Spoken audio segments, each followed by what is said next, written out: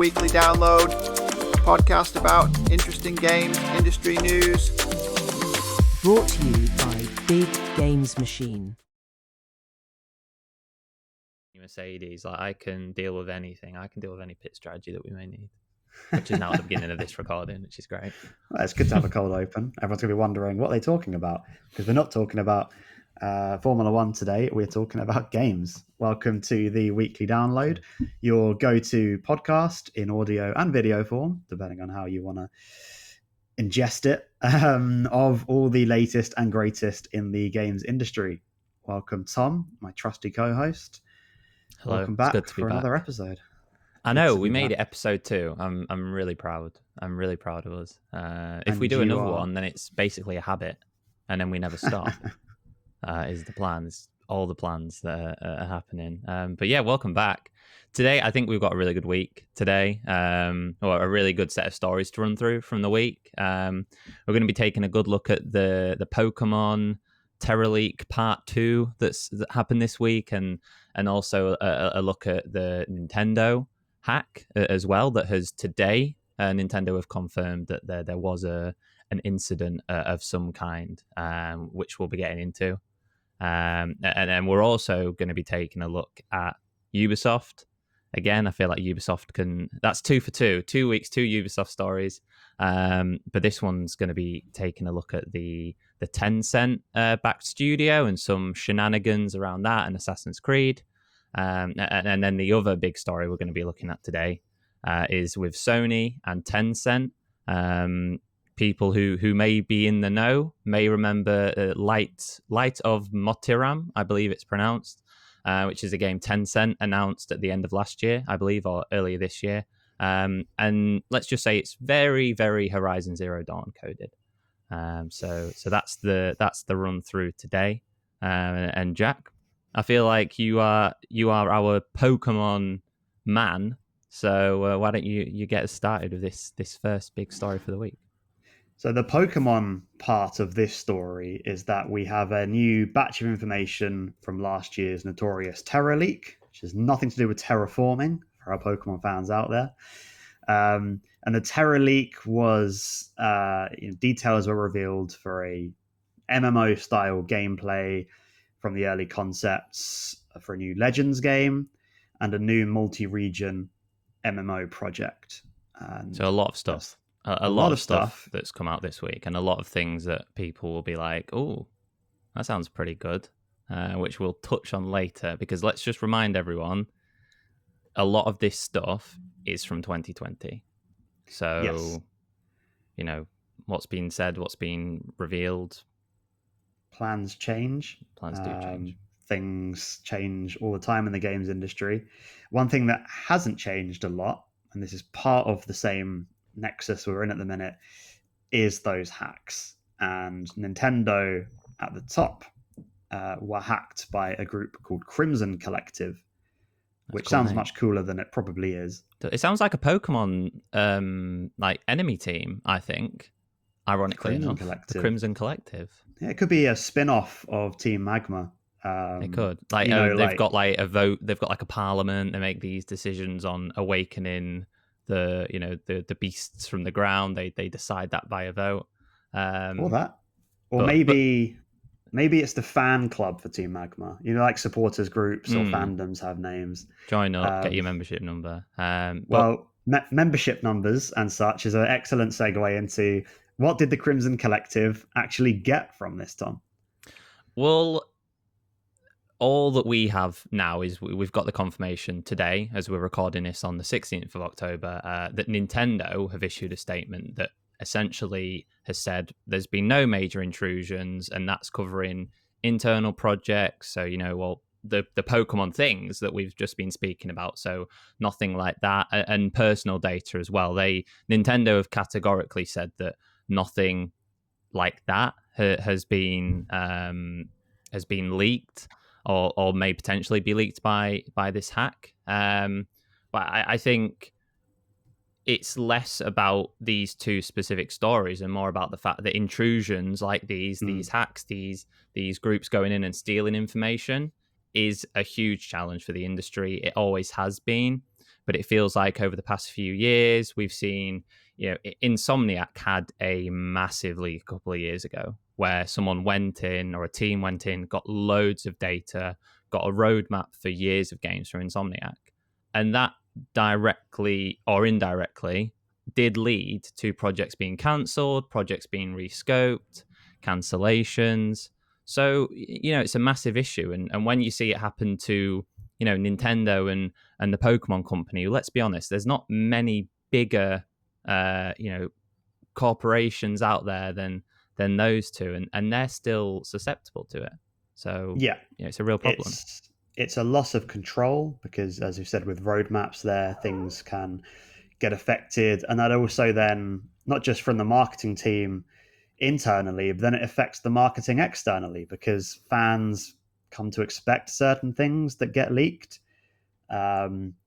People rely on leaks to create their own news. We're in an age where we see so many people creating brands for themselves on Blue Sky or Twitter as like just insiders, just for leaking, data dumps. I mean, hours before Legends had even launched officially, people were already saying about how many Pokemon there were in the generation. They had the map size all confirmed from just stuff they were compiling. So that affects the expectations.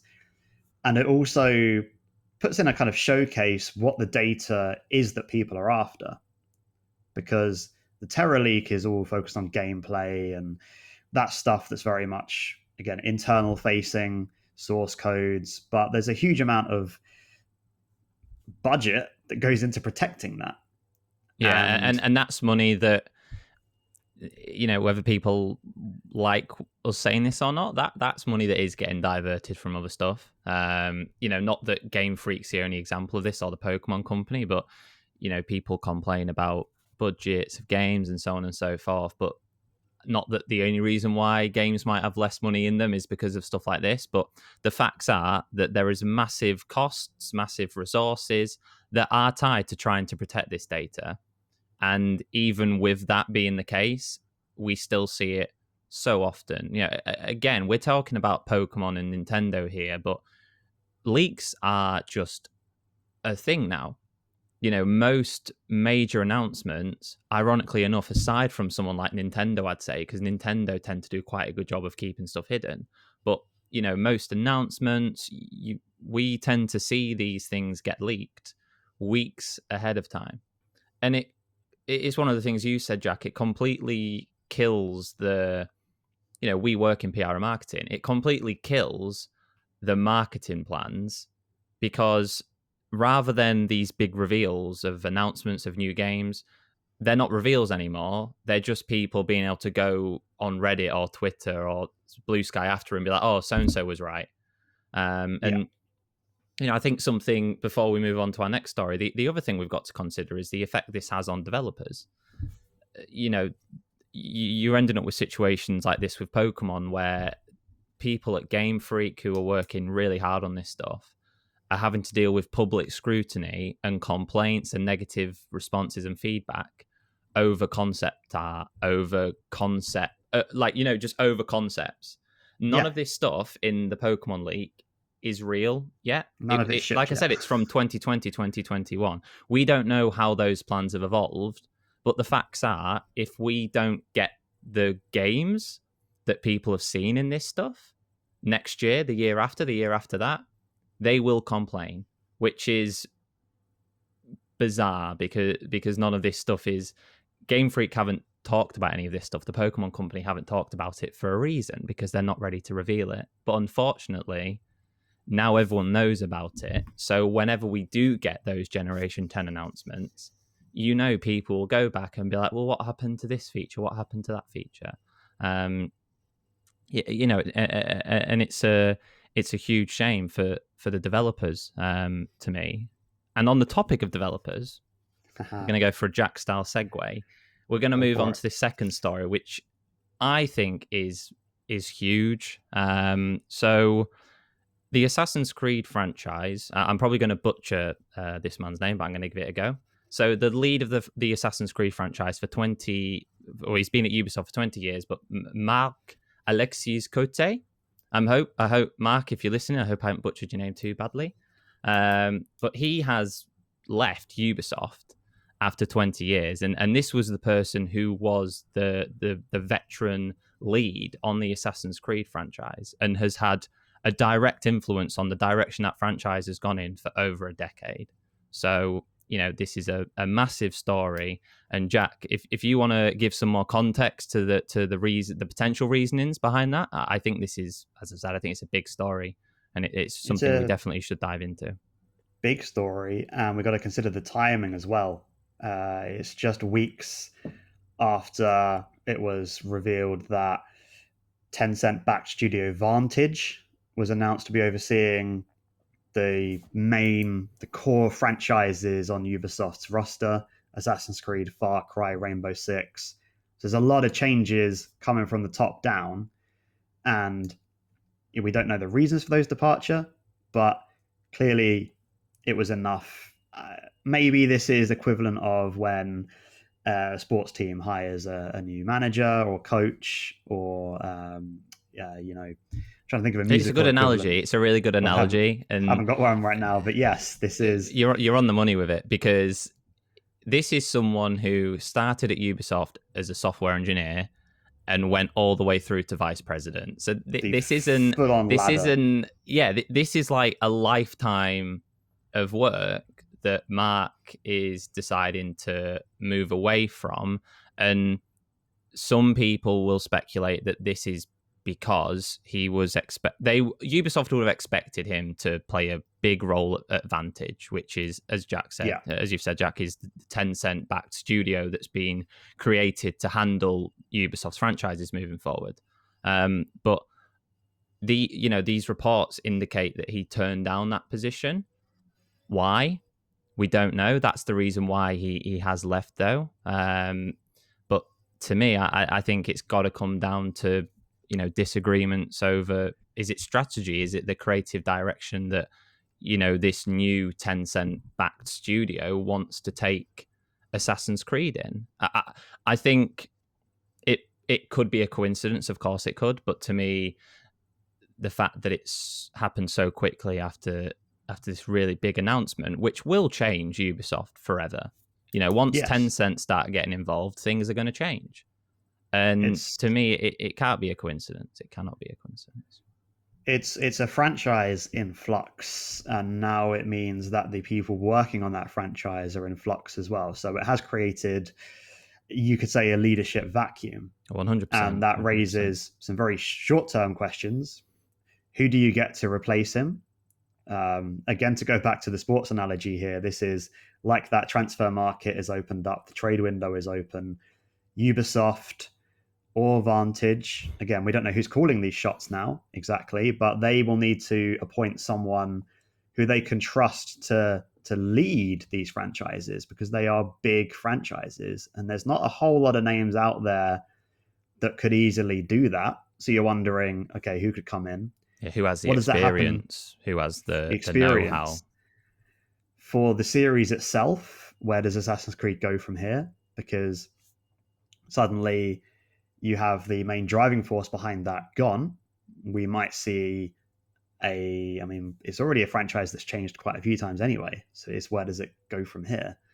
Yeah, so, I think if we look at the Ubisoft Tencent stuff from, take a step back and look at that more widely, that's definitely happened because the facts are Ubisoft are struggling. They've struggled for a few years now. They've struggled, the profits are down, revenue is down, sales are down. Context would tell us that Tencent has been brought in to, let's be honest, drive revenue.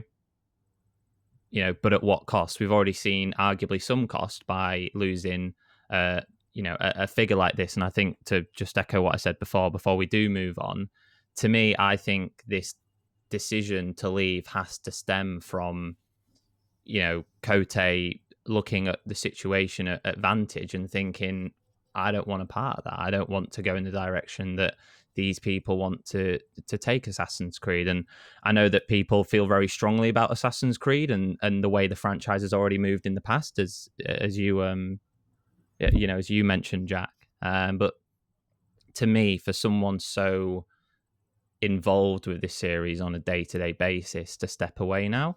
I think we definitely do have to ourselves take a step back and say, okay, what's the future of Assassin's Creed going to look like? And that's part of that wider question of what's the future of Ubisoft going to look like. And I think that's something that we're all quite eager to see, really, because they're a massive player. They've been around for decades. So what does this new form of Ubisoft look like? Who's going to step in? And we're looking onto the horizon, which is where I'm segueing into the next story. Good because we stay within the Tencent area here for our second. We do. Tencent I didn't even story. realize this. I don't know how I didn't realize this, but yeah, we have. It's because so much is happening, again. Which is interesting why it all gets reported in such a short space of time. But effectively, this is Sony firing back, to use a kind of tabloid term here, firing back at Tencent over what could be seen as a Horizon knockoff. If you'd like to give a little explanation of what that means. Yeah, I mean, for people who aren't aware, and I know I mentioned it in the intro, but Tencent announced this game, the key art, the screenshots, the world, the character design, the enemy design. It all looks incredibly Horizon-esque. And to me, it's interesting because Sony in the lawsuit has even pointed out that fan reaction to the reveal and the way the media covered it, most of which was, as I said, people saying, hang on, the resemblance between these two things is a bit too far. And Sony that's part of Sony's lawsuit. It is essentially saying so many people immediately, this game's revealed, so many people have said, hang on, this looks just like Horizon Zero Dawn, the Horizon series. And that damages our brand because this is something people are tying to it without our consent. And again, Sony have this argument that this is an attempt to use the goodwill and reputation of the Horizon series to sell a new game. It's not our place. We're not a court. We're not making a judgment either way necessarily. But yeah, Sony's argument is, I think, interestingly, very much taking a look at the reaction to it and essentially saying, well, Tencent may be saying this, but let's look at the reality a bit. And I know it's probably something you're going to mention, but I think Tencent themselves know they've crossed the line because they're coming with some defenses that I think are interesting, and they're also making some. Anyway, why don't you talk about the Tencent side, because I think this is a little bit funny. Tencent have used the term startling to they're startled, they're shocked by the suit, and claiming that it wasn't Tencent themselves, it was one of their many studios under the bubble, yeah, which one of Sony the subsidiaries sees as Tencent hiding, and Sony maintains that the damage has been done because Tencent has been removing some of the assets and images and replacing them with other ones.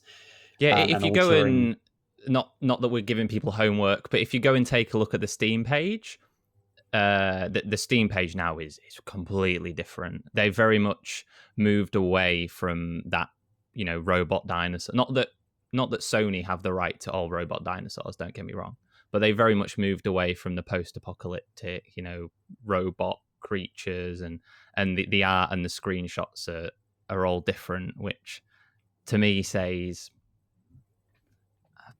I feel like we kind of knew what was going on here, and now we're going to have to go back in and change it. But as you've said, Sony are like, well, it's too late now because everyone's already talking about it. You can't open the stable and let everyone bolt and then try and drag them back in. That's just not how it works.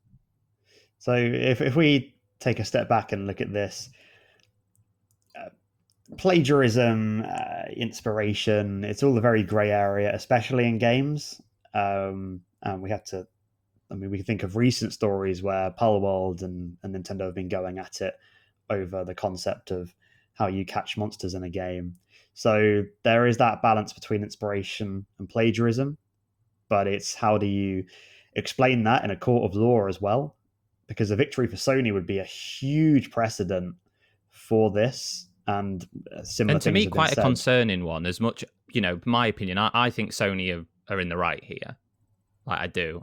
To me, that's been the case from quite early on, because I think they've got a very strong case. But you're right, it would set a strong precedent for this idea that, aesthetics and designs and things can kind of be protected, and on one hand I think that's a good thing, because we see a lot of these clone games, and we see a lot of this kind of stuff where people attempt to cash in on it's something I notice a lot with when an indie game does really well. You'll see a lot of these fakes pop up on stores where the game's not available. Yes. So, to discourage that trend, I'm thinking, well, that's a good thing. But there's one at the moment. It's not in our links here. Maybe we can add it into the description. I think it's worth mentioning because it's very much the indie side of this. Schedule 1 was a huge game, start of the year. And there are now this week, the creator of that has been having to tell people about this Schedule 1 drug dealer simulator game that has been effectively using assets from Schedule 1 as close as possible, and him saying, this is nothing to do with me, this is not the game, because people are getting tricked, thinking they are getting the real thing. yeah, he's probably looking they're probably looking and thinking, well, go on, Sony, get the win. But we see that a lot. We see it a lot, don't we? We see it pretty much every day. There's a lot of these smaller developers who aren't in the position Sony are, who don't have the lawyers, don't have the funds to go and fight these kind of cases, who will probably look at this and think, this is something we're in favor of because it's a real problem. I think one of the other, if we step away from just the game side of things, I think this idea of corporate liability is a really big thing in this case as well. Tencent, part of the Tencent defense, as you've said, Jack, is they're essentially pointing Sony. They're saying to Sony, you're pointing at the wrong people, because we're not the ones making this game. It's X subsidiary and Y subsidiary. Essentially, this use of like shell companies, kind of, but they are real companies. But the result of this ruling will. I'm not a legal expert, but I think it will determine to what extent a company like Tencent can be held accountable for these kind of things, especially for IP infringement, because we know that different countries around the world have very different laws around IP, especially if it's IP from say Tencent based out of China. For non-Chinese intellectual property, things are very different to how they are in the US. So there's a lot of potential to impact those kind of things. This will be in a US court of law between a Chinese company at the top and a Japanese company at the top. So it will be interesting. All playing out in the US. That's how that the globalist world. Early. The World Cup has come early. But yeah, I think the last point before we go and do our little fun bit at the end is, either way with this ruling, I think we're going to get some kind of, not that we don't already have an answer to some degree, but this question of, okay, if Sony lose, plagiarism can be deemed a pretty good business model, I'd say, because I have no doubt that Tencent, if they release this game, it's a survival crafting game, it's got this aesthetic, would sell really well. So, I think you see, if Sony lose this, there will be a lot more of this kind of stuff. And I think there's already a lot. So, it's something to watch out for. Whereas you'd say, well, if they manage to win, we get that reinforcement of some of the things we've spoken about, the value of originality, of brand, of IP. You'd be pushing studios across the world, you'd be pushing publishers across the world to really ensure that what they're making is legally distinct from other projects, which again, that's something we've not really thought about before. I don't think we so much of this industry is built on influence, but again, it's one of the points you've made. What's the line between inspiration, between influence, and between plagiarism? And this case whenever it ends, because I'm sure it will be years in the future. But the result of this case will play a massive role in determining massive role. Where and the it won't be lines the drawn. only time we're going to be covering this on the show, I would No, expect. I'm sure it so we'll I'm sure it won't. keep your ears out for updates. And the sharks are lurking, but and that's other animals are around too, like owls, because And cats. Owlcat Games have unveiled a free educational resource hub as we run into the rapid rundown. Yeah, I found this. I found this story early in the week. We included it in the daily download as well. Shout out. We'll talk about more of that. We'll talk more about that at the end. I think stuff like this is great. I've had a quick little peek around. It's definitely, there's a lot of resources there for developers, for just industry professionals. And I think at a time when so many people are either out of work or really feeling the risk and the strain of potentially losing jobs. And on top of that, the fact that the increasing role of AI is affecting entry-level roles.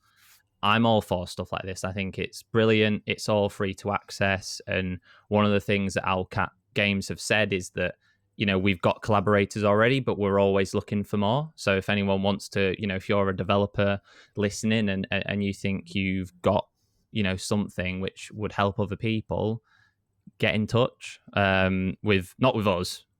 Don't get in touch with us, or you can do if you want to talk to us about anything. But yeah, get in touch with Owlcat Games and talk about it. If we look at something that's not animal related, sorry Jack, can't do a great segue like you. But another interesting story, I think, is that I think we've seen for a while with Remedy, Control, Alan Wake. Remedy are great developers, but they've always had issues around profitability and revenue. Not that that's the be all and end all, but they're a business; they have to be making money at the end of the day. And their FBC Firebreak, so their co-op spin-off from the Control game. Nearly said Control series, but there's only one.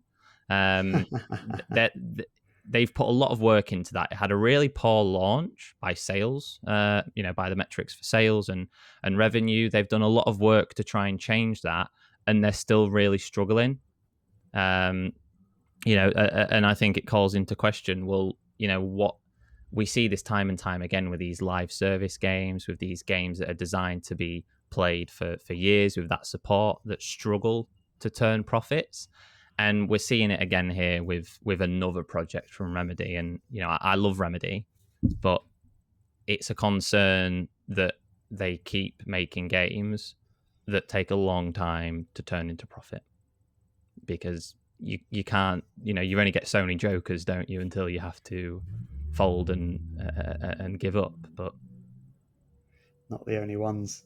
And that is a interesting one, I think, because it's September, just gone, as we're in October now, so we have some of the data from last month looking at the biggest hits across Steam and console. Hollow Knight dominates the sales, which is to be expected, but the lower price points of other games have meant that they take the crown, really. So it raises questions about price points, which is, again, something we talked about last week, and inevitably we're talking about it here again. Not just consoles, but the games themselves. Yeah, there's always going to be this debate, isn't there, about, so I can't remember the exact number, but I think Silksong on Steam hit about 4.2 million units, which I think was more than double Borderlands 4, which was second place in terms of sales, downloads. But the Borderlands 4 revenue was, 2.5 times Silksong, which, yeah, it's to be expected because it's 3 times the price. But it does raise the question of, it keeps coming up about, the value of games. How, if Hollow Knight, if Silksong had been $10 more, how many less copies would it have sold? Or, would it have sold the exact same? We're very much in an era now where there's so much competition for time and, for the games that you want to play, that really, if people don't fancy playing the game at $70, as we've seen with Borderlands 4, it's already 20% off on PlayStation. It's probably going to be the same on Steam. And Randy Pitchford said it won't go on sale this quickly, but it has, because, price talks, players don't want to pay change.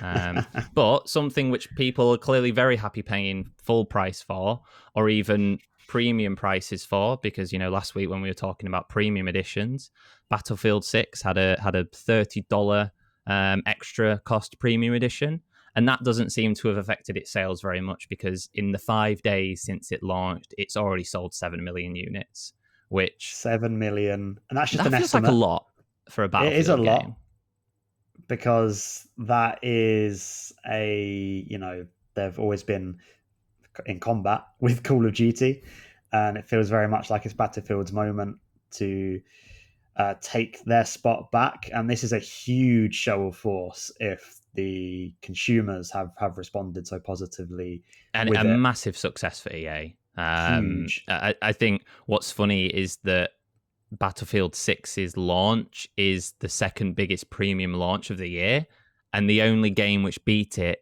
is EA Sports FC 26. So either way, EA are delighted. I know I think we spoke about EA last week. There's a reason EA are getting acquired, and it's because they've got these franchises which generate so much money. Huge. But I think the last point on this before we wrap up is really interesting to me, and that's that the Steam sales for Battlefield 6 are just under 57% of the total sales, which, I don't know, to me, Battlefield has always felt like, and the Call of Duty, to be honest, they've always felt more like console games, whereas we've had more. I know you're a big Hell Let's Loose fan, but there's those games which I think are very much more PC centric, and the mods and the community, whereas I always thought Battlefield was more of a console series. But that 57% is remarkably good. And I think I think it's a good wrap around to last week, where people are maybe struggling to get that entry-level console, and being able to get a gaming PC, even a PC secondhand, and compared to getting a secondhand console, that just might be now a slightly easier entry level. So for anyone who hasn't listened to last week's, go check that story out about the prices for consoles, because I think it's inevitable now that these companies just can't ignore the PC market anymore like they used to. And I say this as a massive fan of EA's college football series. It was the PC community that kept that game going. And then when they said they're bringing it back, and then it would come to consoles and not PC, everyone in the community was like, oh, hang on a minute. What? Where's our one? Where, without us, it wouldn't be here. It wouldn't be back. So well, that will change. That's a wrap on the college football PC community, and it's also a wrap for this episode. We are. The fourth quarter is over. The game is over. Yeah, but before we go, thanks again for tuning into today's episode. Like we said at the start, I think we've done two in 2 weeks, which feels like we're forming a bit of a habit now. So we're excited to be recording this one and be back again next week. But the some people might say, well, hang on, I love listening to the pair of your dulcet tones to get my news, but what if I'd rather read my video game news? What do I do then? And we've got an answer. We say, do not panic. We pre-package this up for you like a microwave meal in the daily download, where you can get, surprisingly, the daily stories presented to you with a summary as well. We'll even save you reading the full thing if you just do not have the time. Yeah, we've got summaries. We tell you what this means for the industry, and it's all delivered, as Jack said. It's like a DoorDash order, or I guess Deliveroo if you're in the UK. It's right to your inbox. We'll put a link in the episode description. If you just click on that, you can immediately subscribe for your daily news. Or if you're thinking, hey, I like my weekly news, but I'd like that in written form as well, guess what? We have a weekly newsletter as well. We got the weekly download. It's in pod form now, of course, but it's also in written form. That's via LinkedIn. and we'll put a link to that as well. So you can, if you want news from us every day, every week, in your ears, in your eyes, we can do it. We have all kinds of editions available. Free basically. of charge. There's no DLC or microtransactions here. It's all free. All free of charge. All the optional updates. Well, thank you again for listening and watching.